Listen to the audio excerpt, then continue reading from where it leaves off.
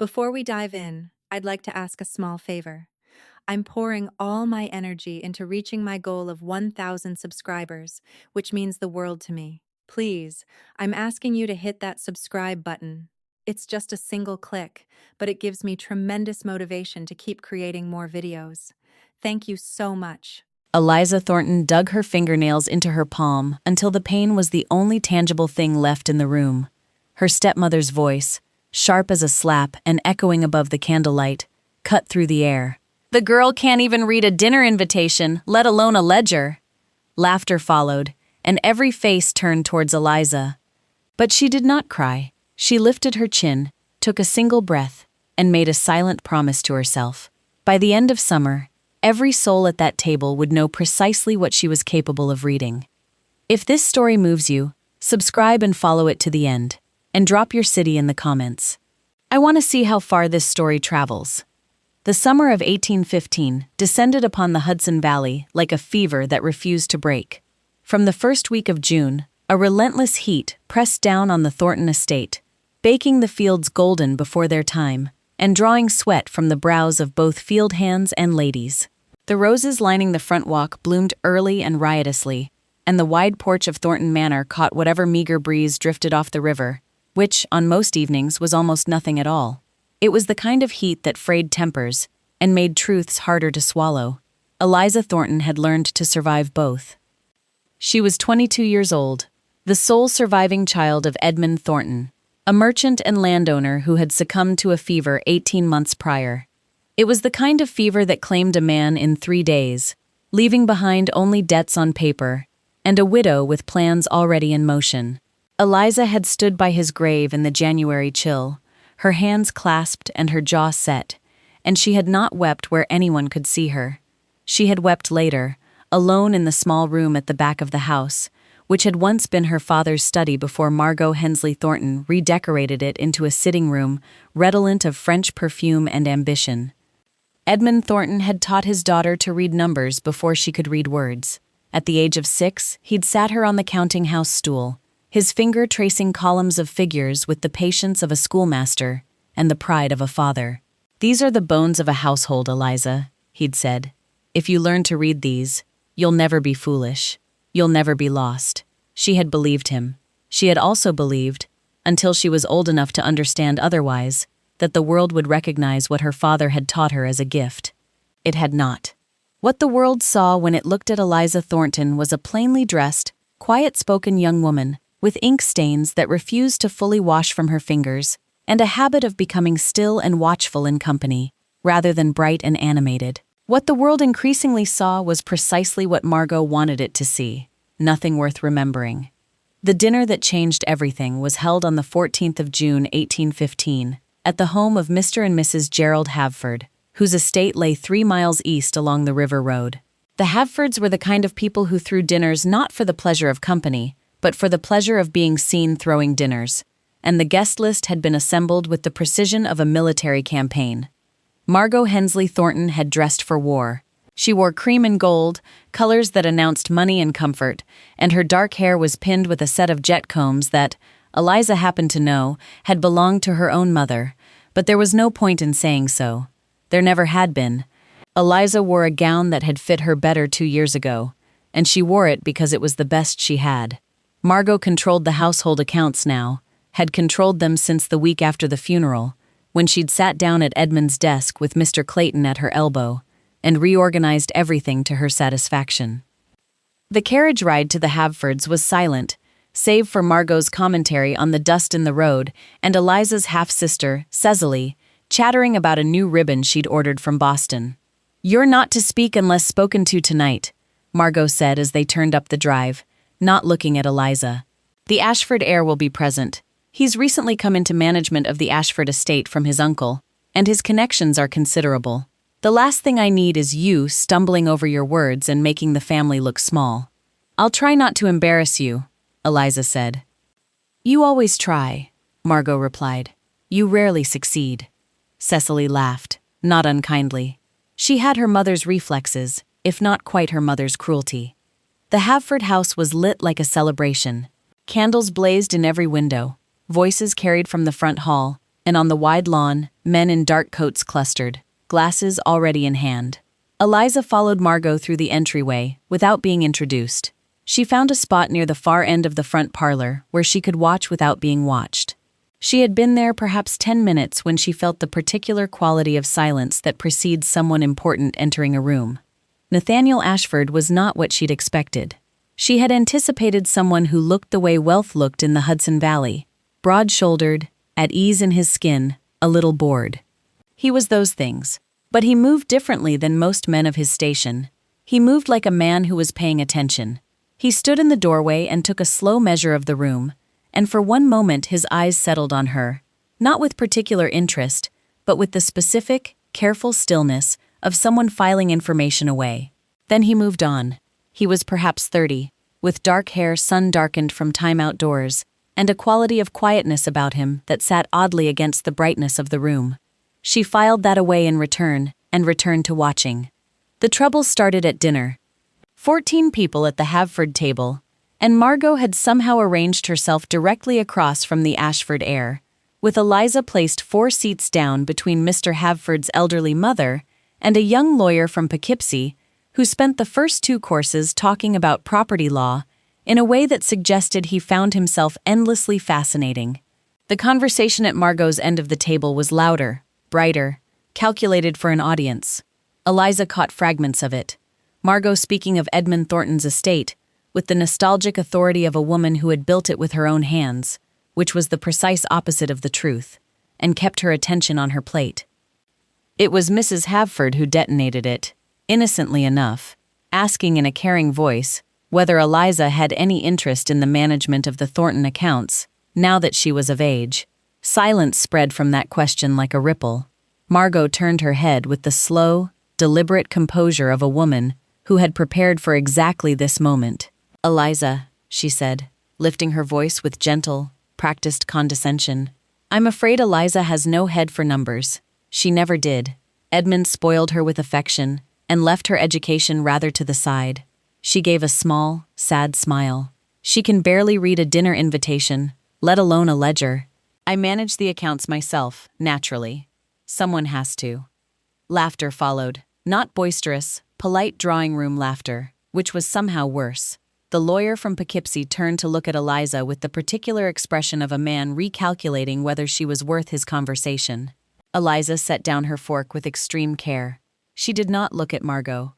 She looked instead at the tablecloth, then at her own hands, and she breathed once through her nose, and made the calculation she always made, the cost of speaking against the cost of silence. The dinner table, the guests, Margot's smile, patient and inviting her to react. She swallowed the words she had and replaced them with nothing. "You're very gracious to take it on," Mrs. Havford said warmly to Margot. "She's always managed wonderfully," Cecily added. Eliza picked her fork back up. From 4 seats away, Nathaniel Ashford had not laughed. She didn't look at him. She knew somehow. Anyway, the after-dinner hour was the cruelest part of any social occasion Eliza attended. The ladies withdrew while the men had their port and their politics.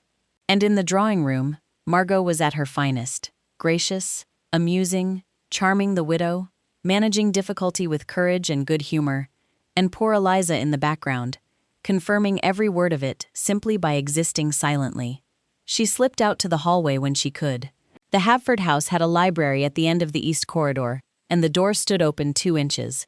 She pushed it wider and went in, because it was quiet, and because there were books, and because no one would follow her there. She stood in the middle of the room and let out a breath that seemed to have been waiting since Margot spoke at the table. She can barely read a dinner invitation. 18 months. 18 months of watching Margot systematically dismantle everything Edmund Thornton had built, and everything Edmund Thornton had said about his daughter, brick by brick, in every parlor and at every table in the county. And Eliza had swallowed it. She had been quiet. She had been patient. She had told herself that patience was strategy, and that her time would come. She was beginning to wonder if she had been wrong. "You don't look like a woman who belongs in a library at a dinner party," said a voice from behind her. "Most people in that situation look relieved. You look like you're deciding something." She turned. Nathaniel Ashford stood in the doorway with 2 glasses, and the unhurried manner of a man who had also found the drawing room insufficient. "I was," she said, "deciding something." "And did you?" She considered him. He had not laughed. That still meant something, though she couldn't yet say what. "I haven't finished yet." He crossed the room and set one of the glasses on the table beside her, then moved to the shelves, as if he'd been in this library before, running a casual hand along a row of spines. "I heard what Mrs. Thornton said at table," he said. "I don't make a habit of inserting myself into family matters. But she said—" He turned. There was something in his expression that was not quite amusement and not quite sympathy, something more careful than either. "Your stepmother told a room full of people that you can't read. You didn't argue the point. Would you have?" "I don't know," he said honestly. "I've never been in that particular position." "No," she agreed. "You haven't." A beat passed. The sound of voices from down the hall drifted and faded. "My Uncle Stuart left the estate in some disorder," Nathaniel said. "I've inherited a man named Clayton in that position, who came recommended, but I haven't been able to verify whether the recommendations bear out." He paused. "I'm told by Mrs. Whitaker, my housekeeper, who is not given to exaggeration, that the quarterly accounts from the last 3 years don't reconcile. I've been looking for someone with a head for numbers who isn't directly employed by my estate to take a look." She was very still. "Why are you telling me this?" "Because you're standing in a library at a dinner party," he said. "And you haven't touched the glass I set down, which tells me you have a clear head. And because the expression on your face when your stepmother spoke was not confusion, it was restraint." He looked at her steadily. "A woman who can't read numbers doesn't exercise restraint about being told she can't read numbers. She exercises confusion or embarrassment. You exercised restraint." The silence between them stretched. Eliza reached for the glass and held it without drinking, thinking. "You're asking me to examine your steward's accounts. I'm asking if you'd be willing to look." "Why? You don't know me." "No," he said, "but I watched you at that table for 2 courses, and I know that you see things. I need someone who sees things." She turned the glass slowly in her hand, her father's voice, low and steady from 20 years back. "These are the bones of a household. If you learn to read these, you'll never be lost." "When?" she said. "Tomorrow morning, if you're willing. Mrs. Whitaker will chaperone, and I'll have the ledgers ready in the study by 9. She set the glass down. "Mr. Ashford," she said, "I'll need 3 days at minimum if the accounts go back 3 years, and I'll need access to the original invoices, not just the ledger summaries." "I don't work from summaries." Something shifted in his expression. Not surprise exactly, more like confirmation. 3 days, he said, and the invoice is done. She told Margot she'd been invited to assist with a charitable accounts committee at the Ashford estate. It wasn't entirely untrue. Nathaniel Ashford was, she would learn, genuinely committed to charitable works. And Margot, who was currently attempting to establish herself as a woman of social relevance in Hudson Valley, would not refuse a connection to the Ashford name, even a peripheral one. "Keep yourself presentable," was all Margot said. "And don't speak unless you're spoken to." Eliza rode out the next morning in the Thornton gig with the family's one hired driver, wearing her second-best dress and carrying her father's old leather satchel, which Margot had never bothered to confiscate because she'd never understood what was in it. What was in it was a wooden ruler, 2 sharpened pencils, a piece of India rubber, and a small notebook with Edmund Thornton's handwriting in the first dozen pages, and Eliza's in the rest. Mrs. Whitaker met her at the door of Ashford House. She was a woman somewhere north of 60, with the particular economy of movement that belongs to people who have been running large households for decades and have no patience left for wasted gesture. She looked Eliza over once, top to bottom, and said, "Mr. Ashford said you were sharp. You'd best be. Clayton's been at those books for 3 years, and I have not slept soundly for 2 of them." "What do you suspect?" Eliza said. "Everything," Mrs. Whitaker said. "Come in and I'll show you." The study was cool and north-facing, the curtains half drawn against the morning sun. The ledgers were laid out on the wide center table, 6 of them thick, bound in brown leather, accompanied by 2 wooden boxes of loose invoices and receipts bundled in twine. Eliza sat down her satchel, pulled out her pencil, opened the first ledger to its first page, and got to work. Oh. She had been working for 40 minutes when she found the first discrepancy. It was small, a payment to a mill supplier in April of 1813, listed in the ledger at $42, with a corresponding invoice in the box. But the invoice, when she laid it flat and read the figures, said $38.40. Not enough in isolation to mean anything except error. She wrote it down. She went back to the ledger and turned pages, slowly running her finger down each column, not reading for narrative, but for pattern, the way her father had taught her, the way a musician listens, not for individual notes, but for the shape of a melody. By noon, she had found 11 discrepancies, all small, all in the same direction. Payments recorded higher than the corresponding invoices, the difference accumulating like water pooling in a low place. She sat back in her chair and looked at what she had. Mrs. Whitaker appeared in the doorway with a tray. "Luncheon," she said. "Have you found something?" "I've found a method," Eliza said carefully. "I need to finish the ledgers before I'll know how much." Mrs. Whitaker set the tray down. She looked at the notebook where Eliza had been recording her findings, and her expression was the expression of a woman who has suspected something for a long time and is now watching it be confirmed. "Clayton's coming to the estate this afternoon," she said. "He comes on Tuesdays to report to Mr. Ashford. Does Mr. Ashford meet with him privately in the study?" "Yes." Eliza looked at the books laid out before her. "Could you ask Mr. Ashford to meet with me before Clayton arrives? I won't have the full picture, but I'll have enough." Mrs. Whitaker studied her for a moment. "You're quite sure?" "I'm quite sure of what I've found so far," Eliza said, "which is enough to tell him the investigation is worth finishing." "He won't be easy about it," Mrs. Whitaker said. "He trusted Clayton." "Men who trust the wrong people never are easy about it," Eliza said. "That's why they need someone who wasn't doing the trusting in the first place." Mrs. Whitaker was quiet for a beat. Then she said, "I'll tell him you'd like a word at 2:00. "Thank you, ma'am." The housekeeper picked up the empty tray and turned to leave, and then paused. "Miss Thornton," she said without turning around. "Your father was Edmund Thornton, the merchant out of Poughkeepsie." "Yes, ma'am. He was a good man." Mrs. Whitaker said, "A fair one. He came through here on trade business 3 or 4 times over the years. Mr. Ashford, the previous Mr. Ashford, Nathaniel's uncle, thought well of him." She paused again. "I'm glad it's you sitting in that chair." She left before Eliza could answer. Eliza turned back to the ledgers, pressed her pencil to the page, and kept working. Nathaniel Ashford came to the study at 5 minutes before 2. He looked at the notebooks, the spread of invoices, the ledgers open at marked pages, and at Eliza, who had removed her gloves to work and had ink on 2 fingers and had not had time to care about it. He pulled out the opposite chair and sat down without being invited. "What have you found?" he said. 11 confirmed discrepancies in the 1813 ledger alone," she said. "Each one small, between $3 and $7, each one in the same direction.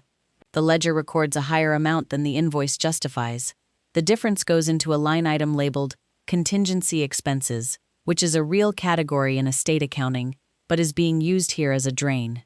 He was very still. "How much?" "In 1813, across the entries, I've verified approximately $62, but I've only finished the first ledger." She met his eyes steadily.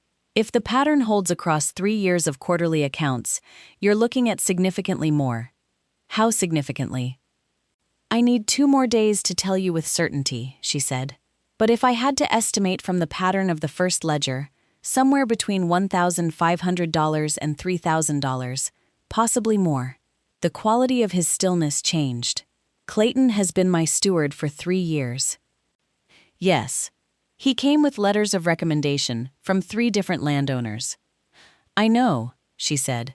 "I'd be interested to examine those letters if you still have them." Something moved across his face. Anger, Eliza thought, but disciplined anger, the kind that knows where it's pointed, not at her. "You think the recommendations may have been fabricated?" "I think it's worth verifying," she said. "A man who falsifies accounts in small amounts for 3 years is not impulsive. He's careful. Careful men plan their exits and their entrances both."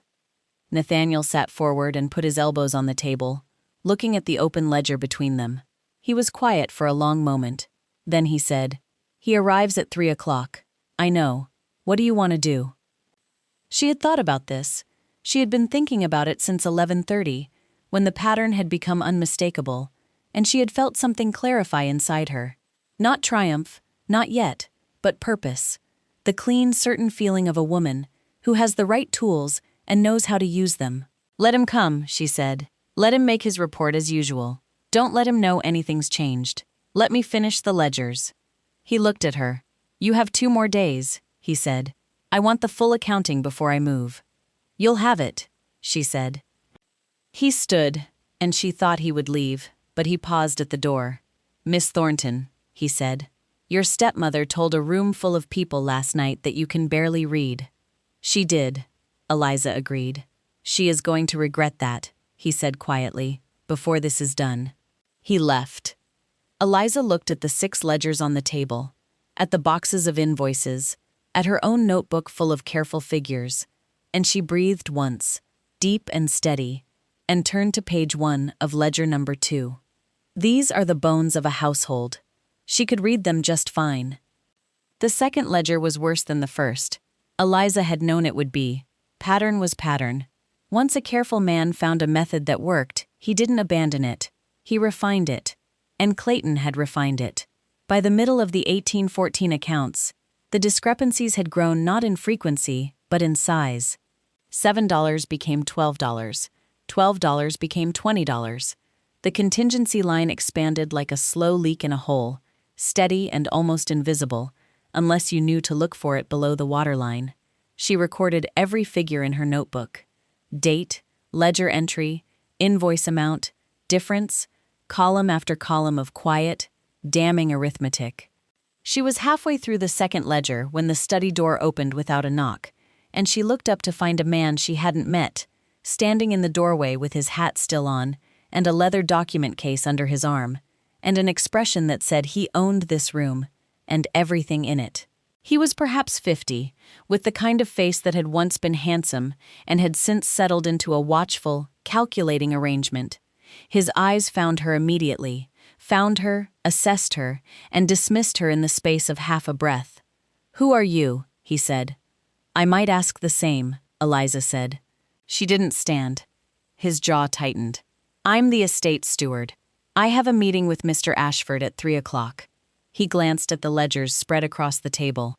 "Those are estate documents." "They are," she agreed. "You have no business touching them."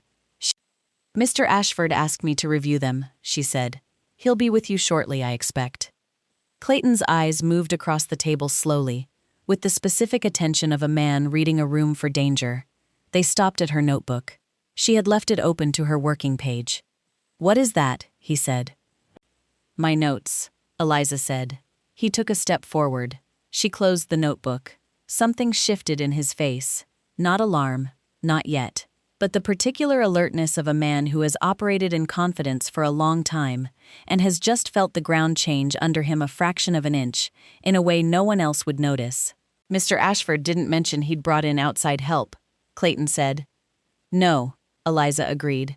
"I don't suppose he did." A beat passed. Then Nathaniel Ashford's voice came from the corridor. "Clayton, good. Come through to the east parlor, will you?" And Clayton held Eliza's gaze for one more second, flat and measuring, before he turned and went. Eliza opened her notebook and kept writing. She heard them through the wall. Not every word, but enough. Clayton's voice, smooth and confident, moving through a report that had clearly been practiced. Numbers delivered with the ease of a man reciting a sermon he knew by heart. Nathaniel's responses were short, non-committal, the voice of a man who was listening for something other than what was being said. At 4:15, Mrs. Whitaker appeared with tea and closed the door behind her. "Well," she said, "the second year is worse than the first." "I'll need to know something," Eliza said without looking up. "Did Mr. Clayton ever manage the household accounts, or only the estate accounts?" Mrs. Whitaker was quiet for a moment. "Both. For a period, the summer of 1813, when Mr. Ashford's uncle was ill, and there was no one else." "How long?" 4 months, roughly. Eliza wrote that down. Is there a separate household ledger for that period? There should be. I can find it. Please, Eliza said. Tonight, if possible. Mrs. Whitaker set the tea tray down and looked at the table with the careful, unhurried expression of a woman assembling a verdict she'd already mostly reached. How bad is it? Eliza looked up. Bad enough that I'm glad Mr. Ashford had the sense to ask someone to look. He's not a foolish man, Mrs. Whitaker said. He trusted too quickly, but that's a different fault. It is, Eliza agreed. A better fault than most. The housekeeper left. From down the corridor, Clayton's voice rose briefly. Something about the Southfield drainage projected costs, and then dropped again. Eliza turned the page and kept working. Clayton left at 4. Nathaniel came to the study at 5, and this time he closed the door.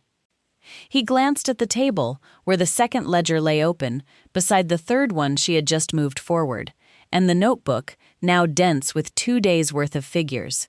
He sat down in the chair opposite, remaining silent for a moment. He didn't know you'd found anything, he said finally. I don't think so, Eliza replied. He was watching me. He saw the notebook was open. He couldn't read it from where he stood, but he knew something was different. He's a careful man, she added. Careful men notice when rooms feel different. Nathaniel looked at the notebook. What did you find today? The second year is worse. The method is the same, but the amounts are larger, and by mid-1814, he's added a second channel. She turned to a marked page. He's begun recording payments to a supplier named Hartwell & Sons for materials. There are 3 payments listed in the second half of 1814 totaling $214. Hartwell & Sons, Nathaniel repeated. I don't know that name. I don't believe you should, she said. I went through every invoice in the second box. There are no invoices from Hartwell & Sons. Not one. The silence that followed had weight. He invented a supplier, Nathaniel stated. It appears so. A false payee is a more sophisticated method than inflated invoices. It requires more confidence. She paused. Or the knowledge that no one is checking. Nathaniel sat back in his chair. A muscle in his jaw twitched. 3 years, he said. I came to this estate 8 months ago. My uncle had been ill for 2 years before that, not able to manage the accounts himself. Clayton has had effectively unsupervised control since the spring of 1812. That's 3 full years of quarterly accounts. I finished 2 ledgers, Eliza said. I have 4 more. How much so far? She looked at her notebook. Confirmed discrepancies across 1813 and 1814. $431. The Hartwell & Sons payments add another $214. Total confirmed to date, $645. He was quiet. And that's 2 ledgers of 6, she added. He stood up and walked to the window, standing with his back to her. She let him have the silence because she understood it. It wasn't just about money. It never was with men who had been trusted and betrayed. It was about the specific wound of having believed someone. My uncle trusted him, Nathaniel said finally. Yes, my uncle recommended him to me before he died. I know. He turned around. Is there any possibility this is a counting error? An honest mistake? She met his eyes. She had asked herself the same question 3 times today because it was the right question and because she was honest.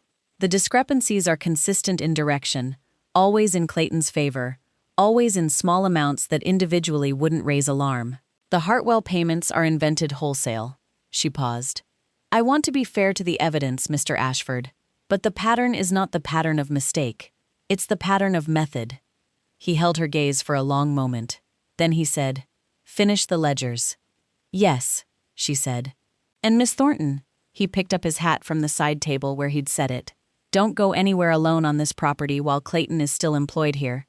I don't believe he's a violent man, but I also didn't believe he was a thief. She thought about that. I'll be careful, she said. Good.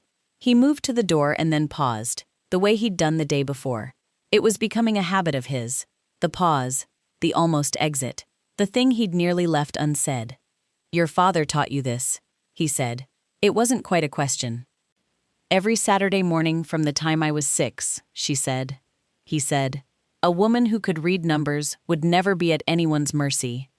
Nathaniel Ashford looked at her for a moment, with an expression that was difficult to name.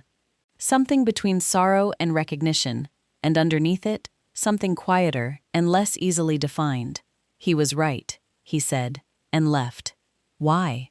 She had told Margot she'd been asked to extend the committee work by 2 additional days. Margot's reaction was precisely what Eliza had predicted: a narrowing of the eyes, a calculation of social benefit, and then a wave of the hand. "Don't make yourself tiresome," Margot had said, "and don't give them cause to think you're angling for a position. It'll look desperate." "Of course not," Eliza had said. She went to bed that night and lay awake running figures in her head, not anxiously, but the way a musician works through a difficult passage methodically until the shape of it is familiar. $431 plus $214 equals $645 confirmed. 4 ledgers remaining. If the pattern held and expanded as the first 2 suggested, the total was going to be something that would not be easy for anyone to look at. Quietly, she thought about Clayton's face in the study doorway. The flat, assessing look, the half-second when his eyes had gone to her notebook. He knew something had shifted. He didn't know how much. She needed to finish before he figured it out. She was at the Ashford study by 8 o'clock the next morning. The third ledger broke open the case like a stone through ice. She found it before 10 o'clock, a payment in October of 1814, listed under Hartwell & Sons for $40, with a notation in Clayton's hand that read, "Timber South Barn Repairs." She pulled the corresponding section of the invoice box and searched it twice. And then she found something she hadn't expected.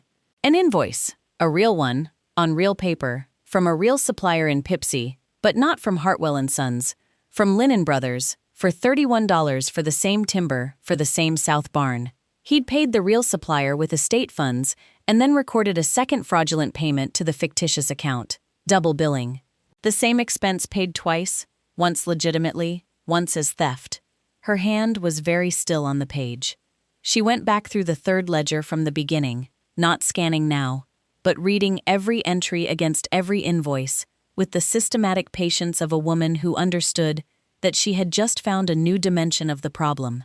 By noon, she had found 4 instances of double billing in the third ledger alone, totaling $283. She set down her pencil and pressed her palms flat on the table and breathed. The total was going to be substantial, more than she'd first estimated, possibly much more. Mrs. Whitaker appeared at the door with luncheon and the household ledger from the summer of 1813, and looked at Eliza's face and set the tray down without a word. "Double billing," Eliza said. Mrs. Whitaker sat down in the chair nearest the door with the careful, heavy movement of a woman receiving bad news she had half expected. "How much?" "I don't have the full count yet, but the household ledger you brought, I need to go through it this afternoon." She looked at the older woman. "Mrs. Whitaker, in the summer of 1813, were there any repairs or large purchases that seemed unusual? Anything you questioned at the time?" The housekeeper was quiet for a long moment. "There was a kitchen resupply," she said slowly. "Clayton said the prices had gone up from the usual suppliers and that he'd found a better source. I thought the amounts were high, but he had the invoices, and I wasn't in a position to—" She stopped. "The invoices may have been fabricated," Eliza said. "Or they may have been real invoices from real suppliers with a second fraudulent payment layered over them." Mrs. Whitaker's mouth pressed into a flat, grim line. "How long has this been going on?" "At minimum since early 1813, Eliza said. "Possibly before. I need the ledgers from 1812. "Those would be in the archive room," Mrs. Whitaker said. "I'll get them." She stood, and Eliza thought she would go, but she paused, the same way Nathaniel did. That quality of something held back until the last moment. "Miss Thornton," she said, "Clayton came by this morning before you arrived." Eliza looked up sharply. He came to the kitchen entrance. Mrs. Whitaker said he'd forgotten to leave a document for Mr. Ashford yesterday. I told him Mr. Ashford wasn't available. He asked if the committee lady was still working in the study. She paused. "He knows you're here. He knew yesterday." Eliza said he asked how long you'd be staying. The room was very quiet. "What did you tell him?" Eliza said, "I told him I didn't know." Mrs. Whitaker looked at Eliza steadily. "Which is true enough. I also told Reuben, who handles the grounds, To keep an eye on the drive today.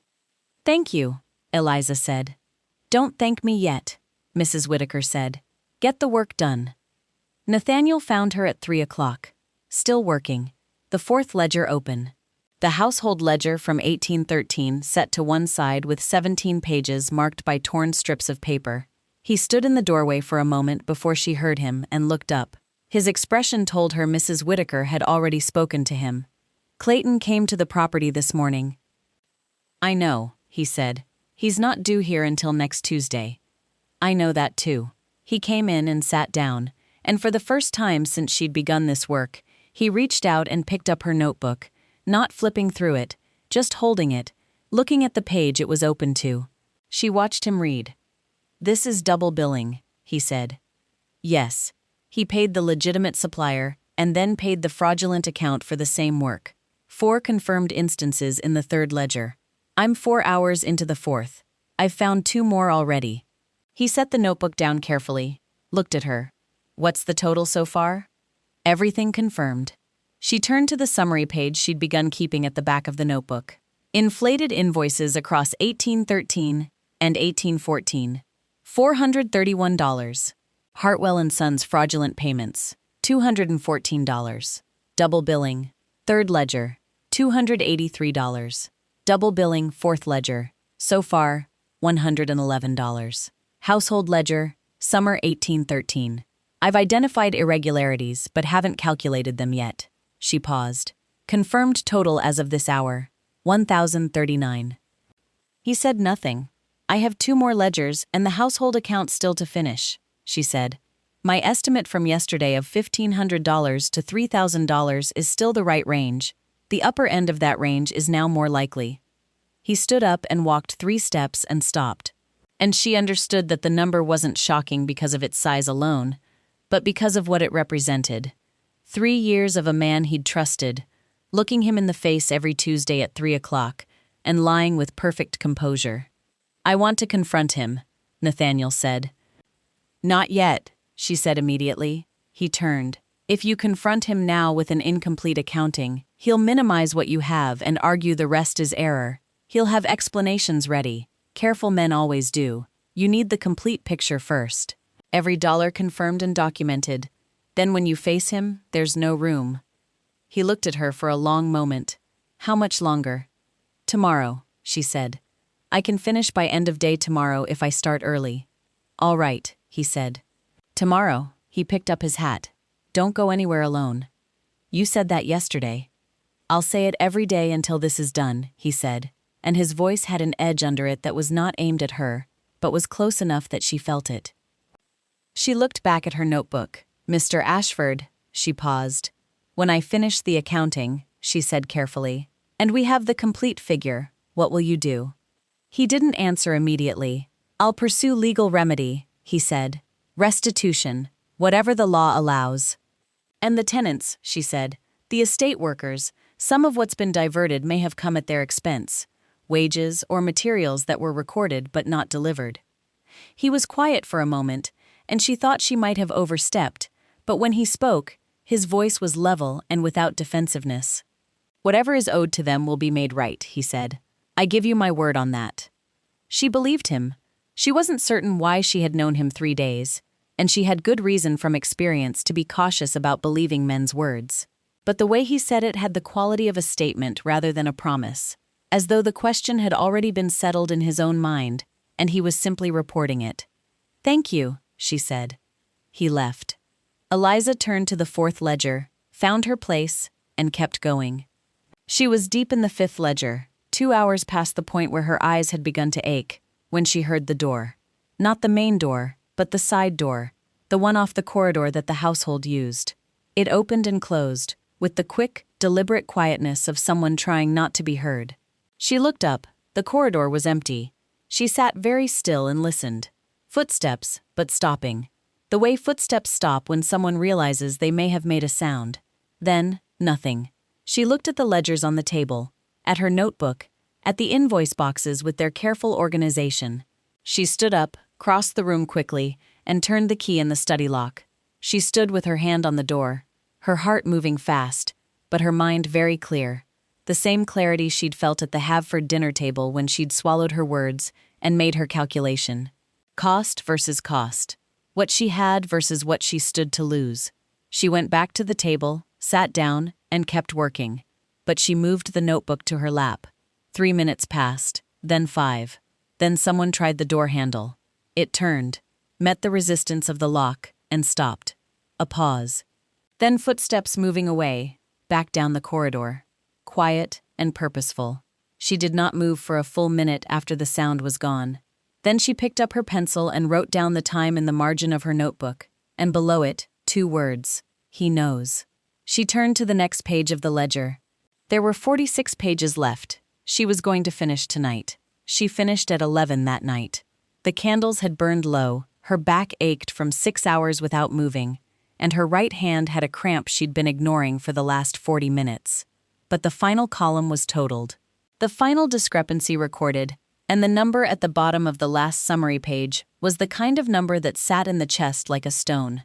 $3,214, across 4 years of quarterly accounts, 1 fraudulent supplier, systematic double billing, and a household ledger that Clayton had used like a personal account during the 4 months of unsupervised control in 1813. $3,214. Every cent documented, every discrepancy cross-referenced against the original invoices, every fraudulent Hartwell & Sons payment traced to the dates and corresponding real payments that proved the double billing wasn't accidental. She closed the last ledger and sat in the quiet of the locked study and felt something she hadn't let herself feel for the past 3 days, because feeling it would have slowed her down. Rage. Clean, cold, specific rage. Not the hot kind that made you reckless, but the kind that had been sitting under the work the entire time, kept in its place by the discipline her father had taught her. And now that the work was done, it rose to the surface, and she let it. $3,000. Taken from an estate whose tenants she'd seen on the drive, the worn fences, the underfed look of the livestock in the near pasture, the road that needed grading. $3,000 that had gone into Clayton's pocket while Nathaniel's uncle was too ill to check, and Nathaniel himself hadn't yet arrived. And Clayton had looked at every one of those Tuesdays as an opportunity, not an obligation. She picked up her pencil and wrote the final total one more time at the top of a clean page, underlined it twice, and closed the notebook. Someone had tried this door tonight. Tomorrow it ended. She didn't sleep well. She lay in her narrow bed in the Thornton house and listened to the summer dark, and thought about Clayton's face in the study doorway, the assessment, the dismissal, the half-second of alarm when he'd seen the open notebook. And she thought about the footsteps in the corridor and the door handle turning, and what it meant that he'd come to the property outside his scheduled time. He was not panicking. Panicking men made noise.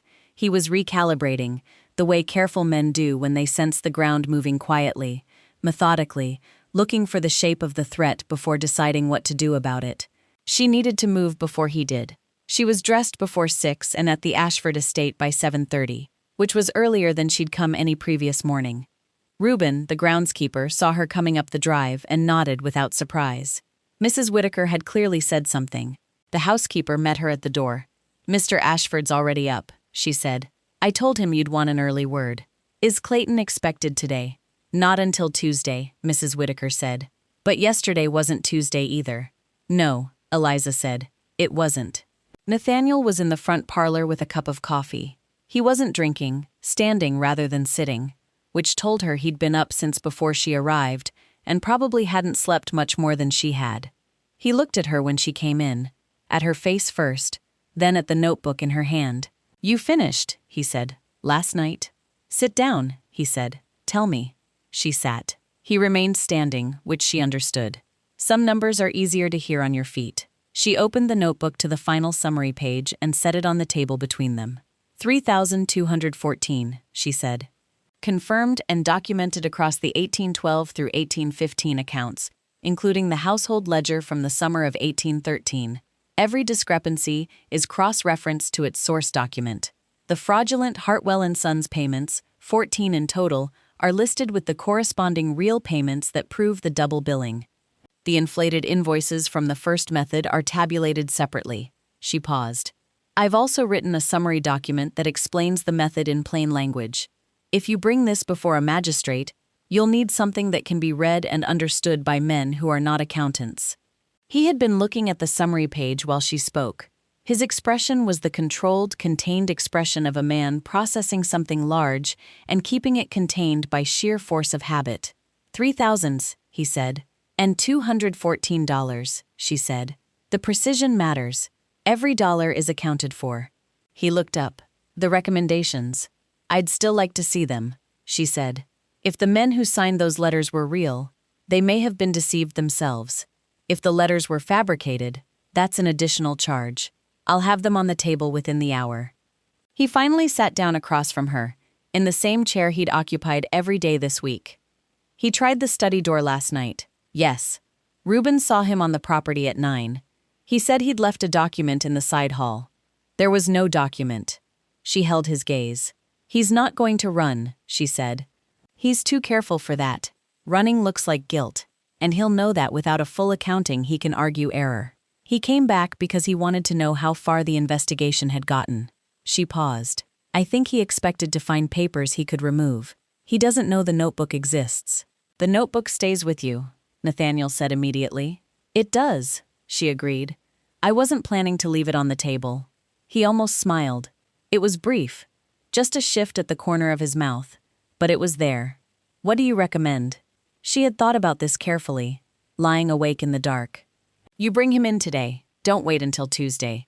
Send for him this morning on an ordinary business pretense. Tell him there's a question about the Southfield drainage costs that needs his input. He'll come, because refusing a summons would look worse than whatever he thinks you have." She folded her hands on the table. "When he arrives, you have him sit down and then you put the summary document in front of him. Not the ledgers, not yet, the summary. Let him see the total first and then you ask him to explain it." Nathaniel looked at her. "You want to be there." It was not quite a question. "Yes," she said. "I do." He was quiet for a moment. She knew what the hesitation was. Not doubt about her capability, not after this week, but the social mathematics of a woman present at a confrontation that was going to be ugly before it was resolved. "I need to be there," she said quietly. "Not for the satisfaction of it, because he's going to challenge the numbers, and you need someone in that room who can answer the challenge." Another pause. Then he said, "Mrs. Whitaker will be present as well." "Of course," Eliza said. He stood. "I'll send Reuben to Clayton's house within the hour. Be ready by 10 o'clock. Clayton arrived at 11:15 with the document case under his arm and the expression of a man who had spent the morning preparing. He had dressed well, better than a simple Tuesday meeting would warrant, which told Eliza he'd spent the ride over constructing his position, making himself look the part he intended to play. He came into the parlor and stopped when he saw Eliza. "Mr. Ashford," he said, without looking away from her. "I didn't realize this was a committee meeting." "Sit down, Mr. Clayton," Nathaniel said. Something in the tone landed. Clayton sat. Nathaniel set the summary document on the table in front of him. "I'd like you to read that." Clayton looked at it. He picked it up. He read it, and Eliza watched his face the way she'd been trained by years of necessity to watch faces, looking not for the dramatic reaction, but for the small one. The flicker that happened before control reasserted itself. It was there. A half second of something not surprise, because he'd known someone was looking, but the specific shock of a man seeing the full number for the first time, $3,214. He'd known something was wrong. He hadn't known how much. He set the document down. "There are errors in this accounting," he said. His voice was steady, prepared. "Several of these entries reflect legitimate contingency expenses that require context to understand." "Which entries?" Eliza said. He turned to her then, fully, with the deliberate slowness of a man deciding to acknowledge a presence he'd been ignoring. His expression was polite. "I beg your pardon, Miss Thornton," she said. "Which entries do you believe reflect legitimate contingency expenses?" "Mr. Clayton, the committee arrangement is not standard practice for estate business," he said, addressing Nathaniel. "I'd prefer to discuss these matters privately." "Miss Thornton prepared this accounting," Nathaniel said. "She'll be part of this discussion." Clayton's composure held, but only just. "The Hartwell and Sons payments," he said, turning back to the document, "represent purchases made from a supplier who operated outside the standard invoice system. The goods were delivered. The payments were legitimate. There are no delivery records, Eliza said. No receipts, no correspondence with Hartwell and Sons in the estate files, no evidence that the company exists at all outside of your ledger entries. Records get lost, Clayton said. That's not evidence of fraud. The double billing is, she said. She turned to her notebook and opened it to the third ledger section. October 14, 1814. Linen Brothers invoice, $31, South Barn Timber, paid on the 15th. 2 days later, a payment of $40 to Hartwell and Sons, noted in your hand as Timber South Barn Repairs. Same project, billed twice. I have 4 additional confirmed instances of this exact pattern across the third and fourth ledgers, and 2 in the household accounts. Clayton was quiet. If the records were simply lost, Eliza said, the double billing would not exist. Records get lost. Payments do not get duplicated by accident in a consistent direction over 4 years. He looked at her with an expression that had shed the politeness, now down to something flatter and harder underneath. You're a woman reviewing accounts you don't fully understand, he said. The complexity of estate management over multiple years requires context that a brief review cannot supply. The room was very still. Mr. Clayton, Nathaniel said, and his voice was quiet in a way that was more dangerous than volume. I would advise you not to continue in that direction. But Eliza didn't need the defense. She had been at that dinner table. She had sat across from Margot's smile and swallowed it for 18 months. Clayton's contempt was not new. It was just wearing different clothes. The Hartwell and Sons payments total $846, across 14 entries, she said as though he hadn't spoken. I have the corresponding real payments for every project those entries reference. The inflated invoices total $431. The double billing total $611. The household ledger irregularities total $326. She looked at him steadily. I don't require context to read arithmetic, Mr. Clayton. The arithmetic is very clear. Something in his face changed, then subtly deep under the careful surface. The way ice changes when the temperature shifts. He understood. She thought he understood that she had the entire accounting, that it was documented, that challenging the numbers one by one was not going to work because she had anticipated every challenge and documented against it. He looked at Nathaniel. This is one woman's interpretation of complex accounts, he said. I have 3 years of service without complaint. I have recommendations. Speaking of which, Nathaniel said, and set 3 letters on the table. Clayton looked at them, and this time the flicker in his face was unmistakable. Those are my letters of recommendation, he said. They are, Nathaniel said. I wrote to all 3 men this past week. 2 of them replied this morning. He picked up the first letter. Mr. George Aldrich of Westchester writes that while he did employ a man named Clayton in 1809, he neither provided a letter of recommendation nor authorized anyone to write one on his behalf. He is, in fact, quite certain he would not have done so, as the man left his employ under disputed circumstances. He set it down and picked up the second. Mr. James Apprentice of Albany writes that he has never employed or met any person named Aaron Clayton, and that the signature on the letter purporting to be his is not his signature. The silence was complete. 1 letter remains unverified, Nathaniel said, but I believe the picture is sufficiently clear. Clayton sat very still. He looked like a man doing arithmetic, the same rapid, desperate arithmetic of a cornered position, counting exits, counting options, finding them closed one by one. I want legal counsel, he said. You're entitled to it, Nathaniel said. What you're not entitled to is Tuesday's meeting, or continued access to this estate, or the keys to the estate office, which I'll ask you to leave on this table before you go. A long pause. Then Clayton reached into his coat pocket and set a ring of keys on the table. The sound of them landing was very small. It was the loudest thing Eliza had heard all week. Nathaniel sent for the county magistrate that same afternoon.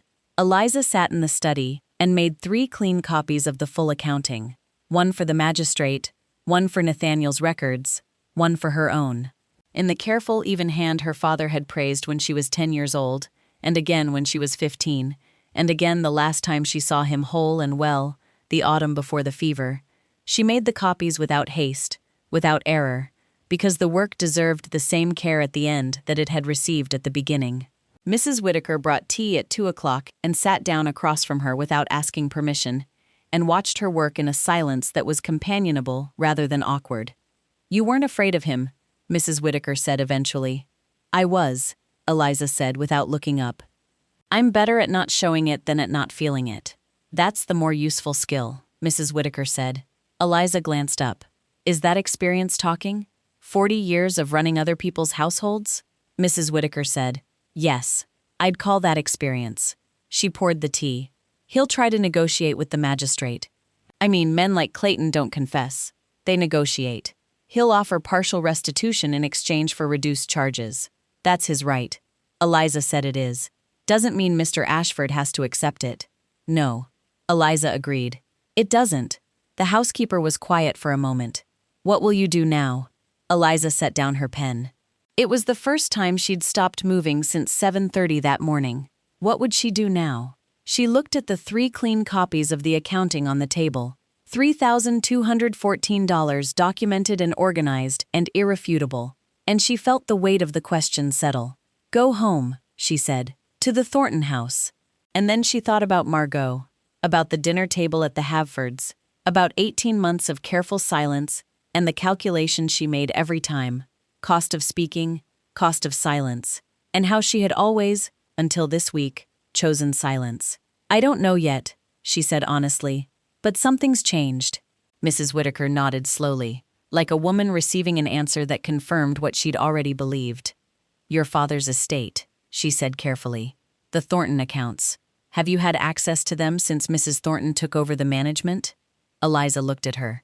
"I'm asking." Mrs. Whitaker said, "Because I know what I just watched you find in these ledgers. And I know that your father was a careful man who built something real. And I know that careful men's careful work tends to go one of 2 ways after they're gone. It's either maintained, or it's taken apart." She paused. "I wonder which way it's gone in your case." The thought had been in the back of Eliza's mind since the second day, since she'd found the first double-billed entry and thought, almost involuntarily, Clayton has had access to the Thornton accounts too. He manages both estates. She hadn't let herself go further than that. She'd needed to finish this work first, and she'd known if she started thinking about the Thornton ledgers, she'd lose her focus on the Ashford ones. But the work was done now. "Clayton manages the Thornton accounts as well," she said. "He does," Mrs. Whitaker said. "Has done since the autumn of 1813, 2 months after Edmund Thornton died." Eliza sat very still. She thought about Margot's confidence, about the ease with which her stepmother spent the new furniture, the French perfume, the jet combs that had belonged to Eliza's mother, about the way Margot spoke of the estate's finances, with the authority of someone who had looked at the numbers and found them satisfactory. What if the numbers Margot had looked at weren't the real numbers? What if Clayton had been running the same method, inflated invoices, phantom suppliers, double billing on the Thornton estate for 2 years, and Margot was either complicit or oblivious? And either way, Edmund Thornton's careful work was being eaten from the inside. "I need to see the Thornton ledgers," Eliza said. "Yes," Mrs. Whitaker said. "I rather thought you'd say that." Nathaniel came back to the study at 4 o'clock, with the news that the magistrate would arrive the following morning, and that Clayton had already sent word through his solicitor, requesting a meeting before the formal proceeding. "What did you tell him?" Eliza said. "That he could speak to the magistrate. The same as anyone else," Nathaniel said. He looked at the 3 copies of the accounting on the table. He picked up the top one and read through it, not scanning, reading the way she'd seen him read everything she'd put in front of him this week. And when he set it down, his expression was the same, careful, contained one, but something had shifted underneath it. Some of the tension that had been sitting in his jaw and his shoulders since Tuesday had released fractionally. "This is complete," he said. "Complete and verified," she said. "Every entry, every cross-reference, every discrepancy documented against its source. Miss Thornton," he said, and paused. She waited. "I don't know how to adequately—" He stopped again, and she saw him reject whatever he'd been about to say and search for something truer. "My uncle built this estate, his father before him. $3,000 is not a sum that would ruin it, but it would have continued to bleed it. And what mattered?" He stopped a third time. What mattered was that I was sitting across from that man every Tuesday, and I did not see it. And you came in here with a pencil and a notebook, and in 4 days you saw everything. She looked at him steadily. My father spent 16 years teaching me to see it, she said. It wasn't 4 days, it was 16 years. Then I owe your father a debt as well, he said quietly. The light in the study had gone gold with the late afternoon, the kind of light that made everything look both very clear and very still. And for a moment, she was aware of the specific quality of the silence between them. Not empty, not awkward, but full of something that neither of them was going to name yet, because the moment was too new, and too much had just happened, and neither of them was foolish enough to rush it. There's something else, she said. He looked at her. Clayton manages the Thornton accounts, she said. Has since the autumn of 1813. The stillness that followed was different from the earlier ones. Sharper, more immediate. You think he's been running the same scheme on your family's estate? He said. I think it needs to be looked at, she said.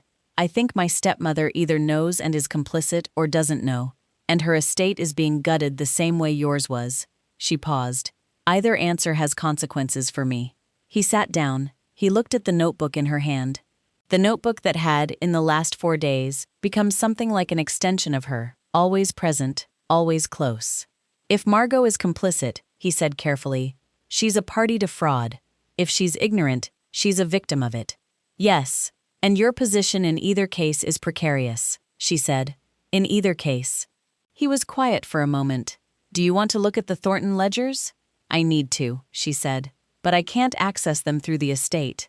Margot controls them. Would she give you access if you asked? Eliza almost laughed. Not with humor, with the rueful recognition of someone long familiar with a particular impossibility.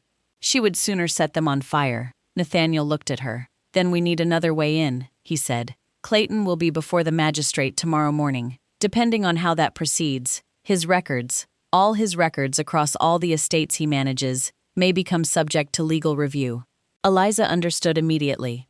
If the magistrate issues an order for Clayton's records, the Thornton accounts would be included, Nathaniel said, along with anything else he's managed. She sat with that for a moment.